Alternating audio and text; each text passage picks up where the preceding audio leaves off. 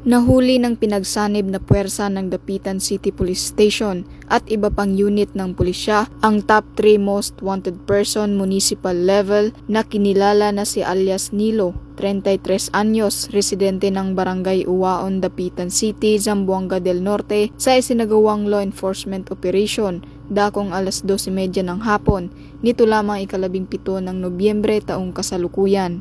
Ang operasyon ay pinamunuan ng Dapitan CPS bilang lead unit katuwang ang Porac Pampanga MPS, 5th SOU Mabuhay SBC, 901st Mobile Company RMFB9 at Zamboanga del Norte 1st PMFC. Naging matagumpay ang operasyon matapos matuntun at maaresto ang sospek batay sa bisa ng 2 warrant of arrest. Ang sospek ay nahaharap sa kasong lascivious conduct sa ilalim ng criminal case number R-ANG-25-00232-CR.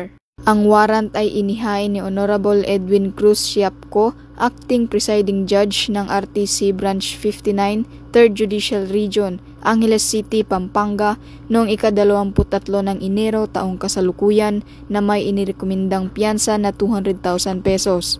Maliban dito, may nakabinbin din siyang kaso sa slight physical injuries sa ilalim ng criminal case number R-ANG-25-00233-CR na may inirekomendang piyansa na 3,000 pesos. Matapos ang pag-aresto, ang sospek ay dinala sa Dapitan CPS para sa wastong dokumentasyon at tamang disposisyon.